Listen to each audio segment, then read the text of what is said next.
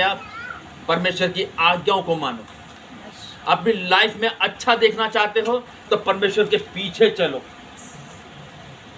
उसने जो आशीष दी है उस पर घमंड मत करो, उसका धन्यवाद करो। घमंड करो इस चीज का कि परमेश्वर तू मेरे साथ और मेरी दुआ को सुनता है। पैसा वो चीज है ना चाह के भी इंसान के अंदर घमंड दिला देता है, लेकिन जिसके साथ परमेश्वर है उसके पास घमंड नहीं आता। उसके पास एक ही घमंड होता है कि यीशु मेरे साथ है। मैं गर्व से कहता हूं कि यीशु मेरे साथ है। हालेलुया। शमौन को परमेश्वर ने कहा मत डर, अब से तू मनुष्य को जीवता पकड़ा करेगा। और वे नाव को किनारे पर ले आए और सब कुछ छोड़कर उसके पीछे। देखा, सब कुछ छोड़ने का मतलब पता है? सब संसार को छोड़कर वो यीशु मसीह के पीछे हो लिए। कल का क्या वचन था? कल घर पे क्या दिया था?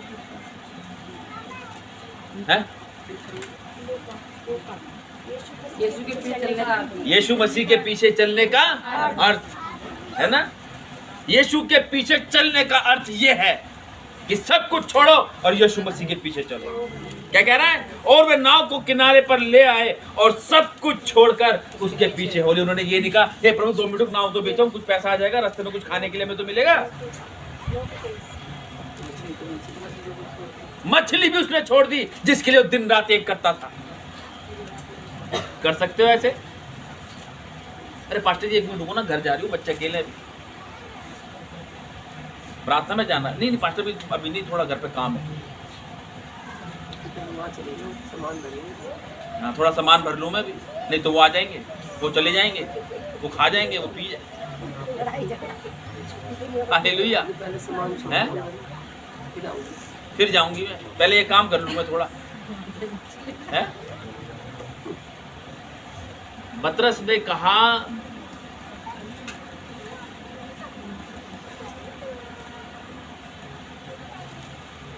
देखो, जब हम परमेश्वर के पीछे चलते हैं ना तो समस्या हमारे जीवन में आती है। पतरस को भी शैतान ने इस्तेमाल किया, ये बात ध्यान रखना, है ना।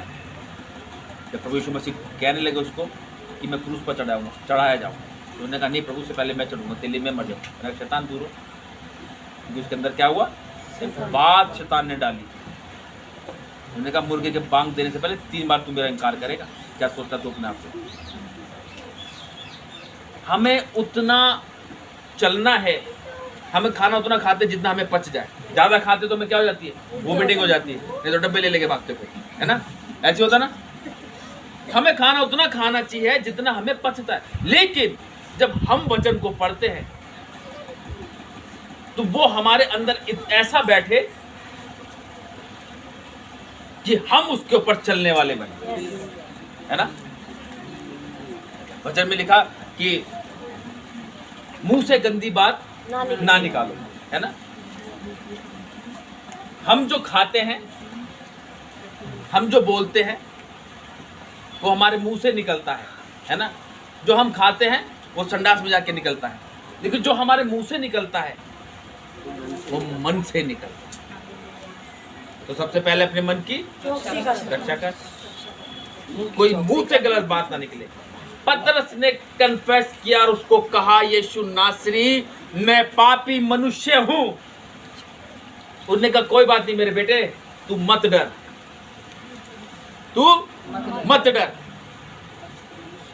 आपसे तू मछली नहीं पकड़ेगा, तू मछली खाएगा, पकड़ेगा नहीं, बस तू मनुष्य को पकड़ने वाला बनेगा। लग गई यीशु मसीह के नाम से।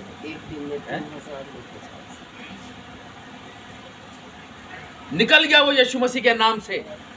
आज हम करते हैं, आशीष मिल गई, वो वहीं की वहीं बन गए, कुएं के मेंढक बने पड़े। कुछ बाहर जाने का मन ही नहीं करता, नहीं तो पहले उधर खुदक घूमते रहते थे। अब परमेश्वर ने फिर आशीष दे दी तो वहीं कुएं के मेंढक बन गए। अरे बाहर निकलो, पढ़ो वचनों को, पढ़ो वचन को। पतरस ने कितने लोगों को बचाया है? 3000 लोगों को पतरस ने है? एक दिन में 3000 लोगों को परमेश्वर का सुसमाचार सुनाया। आज हम एक को सुनाने में यार कहीं मारना दे, पीटना दे, अरे वैसे नहीं होता, वैसे नहीं होता, 36 बातें दिमाग में आती है। उसमें कहा परमेश्वर ने कि सब कुछ छोड़कर, है ना, यीशु मसीह ने नहीं, ये कह रहा है उसको कि और वे नाव को किनारे पर ले आए और सब कुछ छोड़कर उसके पीछे हो गए। कुछ नहीं रखा उन्होंने अपने पास, सब कुछ छोड़ दिया। और आज जब घर में कुछ नहीं होता, अरे कैसे करेंगे, कैसे करेंगे, दिमाग दौड़ाने लगते हैं, इससे ले लें उससे ले लें। अरे परमेश्वर ने कहा तू क्यों चिंता करता है, तू क्यों चिंता करता है, भाई मुझ पर छोड़ के तो दे। आज अपनी समझ का सहारा ले रहे हैं, रात भर जाल डाल रहे हैं। अरे परमेश्वर कह रहा अब डाल, परमेश्वर कह रहा अब डाल, देख अब पाएगा तू, जो तूने अब तक नहीं देखा अब देखेगा तू।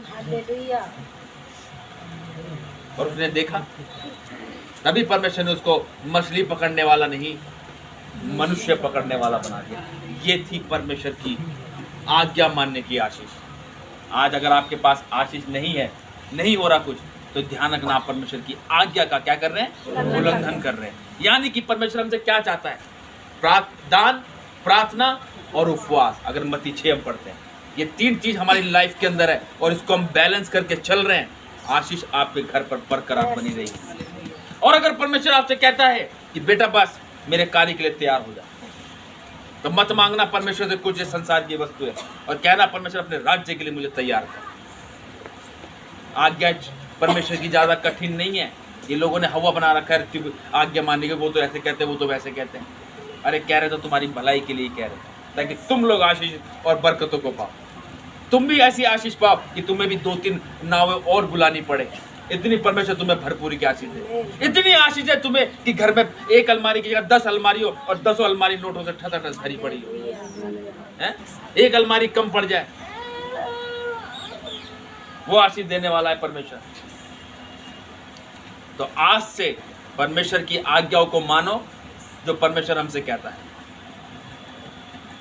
वो आज्ञा आपको पता है कि 10 आज्ञा परमेश्वर ने हमें दी है, और नए नियम में भी परमेश्वर हमें काफी बातों के लिए मना करता है? बुराई, ईर्ष्या, जलन, बैर, मतवालापन, लीला कीड़ा, बुराई, व्यभिचार, बुरी संगति, ये सब छोड़ो अपनी लाइफ के अंदर से।